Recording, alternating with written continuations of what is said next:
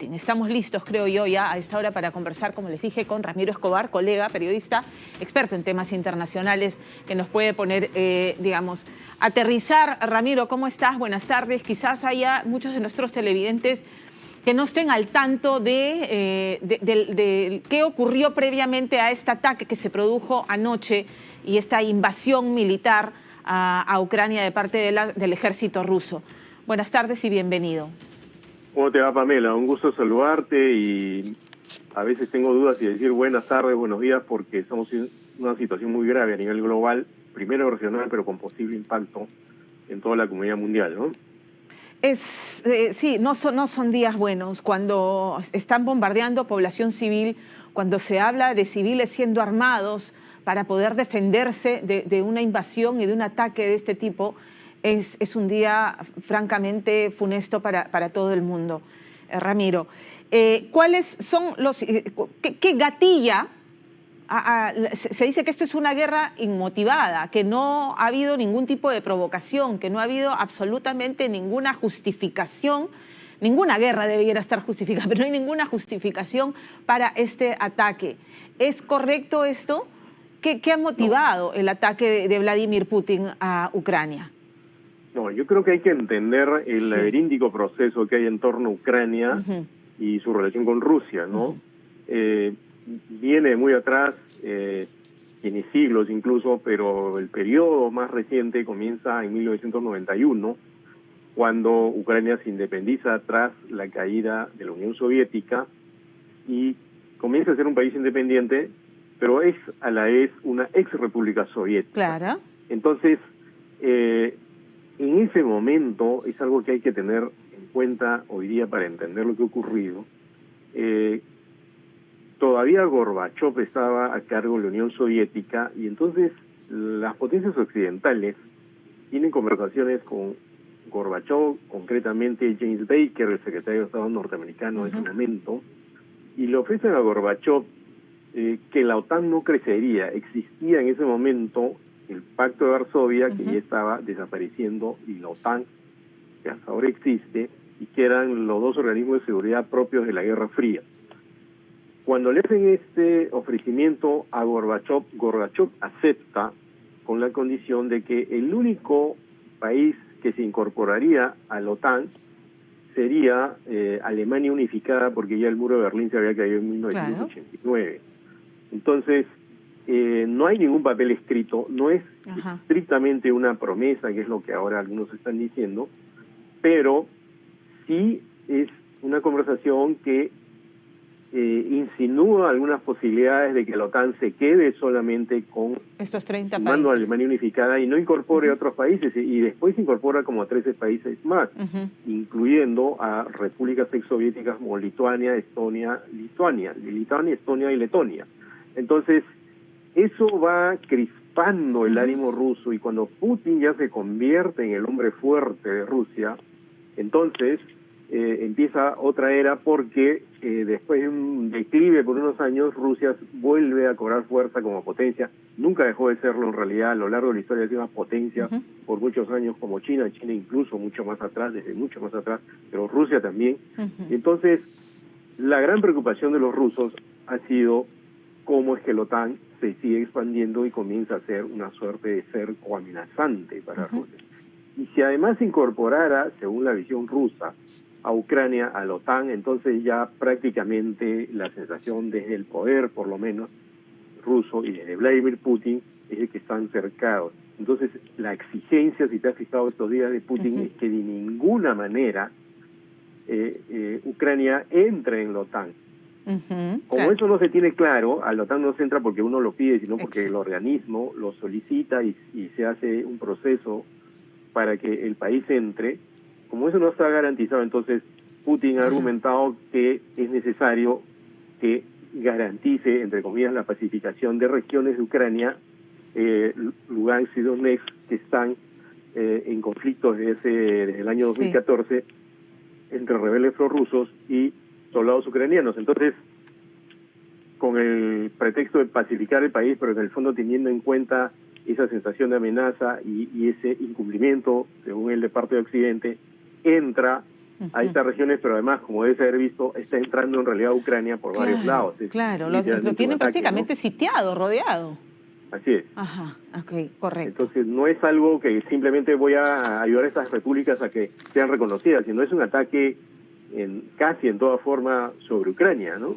Correcto, correcto. Entonces, digamos, digamos, en la práctica, en lo concreto, no ha habido ninguna intención del presidente ucraniano de formar parte de OTAN. Es simplemente la sospecha, la posibilidad de que esto pudiera ocurrir, el temor de Rusia de ver una OTAN mucho más fortalecida y geopolíticamente amenazada por ese poderío de países y de gobiernos de Occidente. Es eso, y entonces con la excusa de que hay conflictividad en estas dos regiones tomadas por rebeldes prorrusos, ingresa y ingresa con todo a un país además que bélicamente está desprotegido, entiendo, ¿no? O sea, que no tiene una armada y que de hecho a esta hora de la tarde lo que se dice es que están armando a los civiles. ¿Esa es la situación ahora? Bueno, en realidad no es que Ucrania no tenga la intención de entrar a la OTAN. Ojo, o sea, si hay una buena parte de la población ucraniana y las autoridades actuales tienen disposición de entrar a la Unión Europea, primero mediante un acuerdo comercial que se iba a poner en marcha en 2014, pero el presidente Yanukovych, de ese momento el presidente ucraniano, retrocedió y eso, recordarás, provocó una revuelta llamada Euromaidán entre el 2013 y 2014, que incluso costó varios cientos de muertos, por lo menos 140, 150, ¿no? O decenas de muertos. Entonces, si hay una parte de la población ucraniana que es proeuropea y hay un deseo de las autoridades proeuropeas de Ucrania de entrar a la Unión Europea y posteriormente a la OTAN, pero tendría que haber una intención de parte de la OTAN de invitar a Ucrania a que entre. Entonces, eso es lo que teme Rusia. Y como eso está en el tapete, eso no se ha definido. Lo que es difícil es que que Ucrania entre a la OTAN en términos prácticos, en términos efectivos. Eso probablemente sea algo que demore unos años, ¿no? Pero como está ahí la intención, es un asunto, digamos, puesto en la mesa de debate, entonces Putin lo interpreta como una amenaza, como un peligro, y por eso exige que no ocurra, y por eso entra en Lugansk y Donetsk y prácticamente ataca a Ucrania por varios lados para que su exigencia se haga realidad, ya no mediante la diplomacia, sino mediante la fuerza, ¿no? Correcto, correcto. Ahora, en términos de guerras convencionales, digamos, este ataque ruso es una invasión, ¿cómo se califica? Si no ha habido acción ni provocación bélica de por medio, esta acción rusa, ¿no? ¿Cómo se calificaría en términos de guerras convencionales? Bueno, acuérdate, Pamela, que ya había una guerra en Lugansk y Donetsk entre soldados ucranianos y rebeldes prorrusos. Entonces, para Rusia, eso ya es una guerra en curso. Incluso hay una guerra en curso. Para Rusia hay una guerra en curso por la situación bélica en estas dos regiones independentistas, que han sido reconocidas ya como independientes por el gobierno de Vladimir Putin, por cierto, ¿no? Así es. Que esa es la previa. Incluso Rusia hace acusaciones muy serias, a mi juicio sin mayor fundamento, de que hay genocidio. La palabra genocidio es una palabra muy gruesa. Claro que una palabra que tiene que implicar el intento deliberado de eliminar a una etnia, a un pueblo, de un territorio. A mí me parece que eso no está ocurriendo. Si hay un conflicto armado que ya ha causado más o menos 14 a 15.000 muertos desde 2014. Entonces, eso ya estaba en curso desde esa fecha. Y ahora lo que ha hecho Rusia es no solo entrar ahí, sino atacar Ucrania por varios lados, lo que sí configura una suerte de invasión, ¿no? Porque algo parecida a la de Irak, salvando las distancias, ¿ya? Porque no está entrando simplemente a pacificar, ha bombardeado aeropuertos cerca de Kiev y en otras ciudades, la gente en Kiev está huyendo. Entonces, el argumento de que simplemente están entrando a pacificar, a estabilizar zonas donde la mayoría de gente es prorrusa, ha habido celebraciones en esas zonas por la llegada de los rusos, pero eso no justifica que empiecen a atacar otras partes del país y que hagan que el propio presidente ucraniano llame a la movilización social, llama a defender el territorio y declara la ley marcial. Eso ya es ponerse en estado de guerra, literalmente ya hay una guerra. Correcto. Entre Ucrania y Rusia, ¿no? Correcto. Pasemos ahora, y te agradezco la sencillez con la que has resumido algo tan complicado, Ramiro, para que la gente que nos ve a esta hora de la tarde lo entiende. Me parece que ha sido como profesor de historia, de verdad. Muchísimas gracias por eso. Las consecuencias geopolíticas que tiene esta situación. Hay quienes hablan de la posibilidad de una tercera guerra mundial, de que otros países se sumen a la defensa de Ucrania. Bielorrusia ya lo ha hecho con Rusia, ¿correcto? Pero que hay pronunciamientos de Joe Biden, de Estados Unidos y de otros presidentes de otras naciones, pero de que de estos pronunciamientos pasen a la acción armada defendiendo a Rusia. Ucraniana. ¿Es esto posible? ¿Estamos en ese escenario o todavía se va a quedar ahí como está en un enfrentamiento entre Ucrania y el gigante ruso?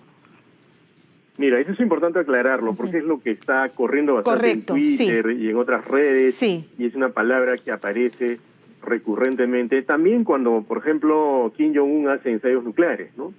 Pero una guerra mundial, en realidad, tendría que implicar muchas más cosas. Por ejemplo, involucramiento de otros países que no están en la OTAN. ¿Qué países de Europa no están en la OTAN? Estados Unidos y Canadá, ¿no? Pero hay otros países más, Japón, otras potencias de otras partes, Brasil, ¿no? Entonces, una guerra mundial implicaría el involucramiento de actores de otros continentes, y por eso se llama guerra mundial. Brasil participó en la Primera Guerra Mundial, ¿no? Colombia en la Segunda. Claro, con un escaso impacto, pero, ojo, eso no ha ocurrido. ¿Podría ocurrir? Esa es una buena pregunta y voy a tratar de explicarlo de la manera más didáctica posible. Estados Unidos y ningún país de la OTAN pueden atacar a Rusia entrando a Ucrania, porque Ucrania no es parte de la OTAN. La OTAN agrupa a 30 países y el tratado consiste en que si uno de ellos es atacado, ¿no?, los demás responden. No ha sido atacado uno de ellos, ha sido atacada Ucrania, que es vecina a países que sí forman parte de la OTAN, como Letonia, Lituania, Estonia, Polonia. Entonces, si se produjera un incidente en alguno de esos países, allí sí la cosa se complicaría. Y algo más, Pamela, que es súper importante que lo entendamos. El argumento para criticar a Putin es justamente que al entrar en Donbass de ese modo y al atacar Ucrania, está vulnerando el derecho internacional. Si Biden, por ejemplo, mandara tropas directamente a Ucrania para enfrentarse a las tropas rusas, también estaría vulnerando el derecho internacional, porque no le corresponde, debido a que la OTAN no es parte, no incluye, a Ucrania. Entonces, hay un juego ahí delicado. Podría apelarse a la famosa doctrina de intervenir para proteger a la población civil, ¿no? Antes ha ocurrido, por ejemplo, en Kosovo, hace unos años, durante el gobierno de Bill Clinton, las fuerzas norteamericanas entraron a Kosovo para contener a los serbios y al final Kosovo terminó siendo una república que ahora es semi-reconocida. Todas esas posibilidades se pueden dar. Lo que ocurre es que en el momento en que se produce lo de Kosovo, te estás enfrentando a Serbia. En ese momento tendría que haber un enfrentamiento entre Estados Unidos y Rusia, pero yo creo que, aunque no lo parezca en este momento, y apelando a una película muy de moda en estos tiempos, esta película No mires para arriba, ¿no? Yo creo que las potencias sí miran para arriba en este caso, porque tienen poder nuclear, tienen tropas muy grandes. Tristemente la humanidad no mira para arriba por el cambio climático, que es una amenaza global. Pero cuando hay una guerra de estas dimensiones, las potencias tienen bastante claro que ir más allá es un pésimo negocio para todos. De hecho, ahora uno de los mayores problemas que tiene Rusia es que ya está teniendo severas sanciones económicas a bancos, a miembros de la Duma, le han quitado el código SWIFT. Entonces, no es que tampoco las tiene todas Rusia. Además, ¿quién va a reconocer a las repúblicas de Lugansk y Donetsk? Tendrían que hacerlo otros países, eso le ayudaría a Rusia, pero no está ocurriendo. Entonces, la Tercera Guerra Mundial todavía es algo lejos. Lo que pasa es que en nuestro imaginario funciona de ese modo, es un poco hollywoodense, ¿no? Y claro, y tenemos mundial, que aterrizar pero las no es cosas así exactamente, en su ¿no? real dimensión, y te agradezco. Pregunta final breve, porque tengo que pasar a otro tema, Ramiro. Rusia es el segundo exportador de petróleo del mundo, entiendo, después de los países árabes, y también es el principal exportador de trigo. Perú somos importadores de petróleo y somos importadores de trigo. ¿Esto puede tener repercusiones inmediatas o en el mediano plazo, el tema del conflicto bélico en el que se han enfrascado atacando a Ucrania? Sin duda, porque una de las consecuencias esperables de toda guerra se da en el territorio económico, ¿no? Claro. Y de hecho ya subió el barril de petróleo, es posible que haya alguna alteración en el precio del dólar, es posible que estos productos que tú señalas suban de precio, ¿no? De hecho el petróleo ya subió de precio. ¿Qué va a pasar con el gas que manda Rusia a Europa? ¿No? Se ha suspendido el gasoducto Nord Stream que iba a mandar gas desde Rusia a Alemania. Todo eso causa consecuencias económicas, y hay que entender algo, Pamela, si me lo permite. Esas consecuencias económicas pueden afectar el bolsillo de muchos millones de gente en el planeta, incluyendo el Perú, claro. ¿no? Y además hay una cosa que es importante tomar en cuenta, ¿no? La defensa de la vida, la defensa de los derechos humanos es un por sobre todas las cosas. Pero aunque ocurra a 10.000 kilómetros de acá, ya está empezando a morir gente, puede haber un desastre humanitario, y eso también nos tendría que importar, y creo que la Cancillería ha hecho bien en tomar distancia y pedir el cese de las hostilidades. Y esto no es un asunto que ocurra simplemente en esa región, sino que puede causar un impacto global a nivel económico. Ya que tocas y el podemos tema, ver incluso refugiados, ¿no? Ya que tocas el tema diplomático, me va a matar mi productora, pero es que es importante. Sí. El representante diplomático ucraniano ha reclamado públicamente que necesitaría o que esperaría del gobierno peruano una respuesta más contundente ¿no es cierto?, de condena a la invasión rusa a su país. ¿Crees lo que pasa, y acá es un asunto complicado, porque nosotros tenemos relaciones estables con Rusia hace varios años. Es un país importante, ¿no? Como China, como Estados Unidos. Correcto. Entonces, Ucrania ha roto relaciones diplomáticas con Rusia, como es obvio, ¿no? Están en guerra, ¿no? Nosotros difícilmente haríamos eso, porque sería ya tomar partido abiertamente. Nuestro papel es llamar a la pacificación real, llamar al diálogo, llamar a la negociación, que para eso es la diplomacia. El canal diplomático no está cerrado, ojo. Aunque haya guerra, sigue abierto. Y en eso creo que tenemos que insistir. Pero creo que no es nuestro papel ponernos abiertamente del lado de uno de los contrincantes. Y un agregado más, a mí me parece lamentable que países como Cuba, Venezuela y Nicaragua hayan tomado partido abiertamente por Putin. Y creo que felizmente la Cancillería no ha hecho eso. Y eso está diferenciando al Perú de estos países que ciegamente y por oponerse a Estados Unidos, ¿no?, apoyan una acción militar que no está justificada ni desde el punto de vista del derecho ni desde el punto de vista humanitario. Correcto, muy claro y muy didáctico. Qué alegría haber tenido esta conversación contigo, Ramiro, poniendo las cosas en su debida dimensión y explicando un conflicto complicado de este modo tan sencillo. Muchas gracias, Ramiro, un placer. Gracias a ti, Pamela, hasta otra oportunidad. Gracias.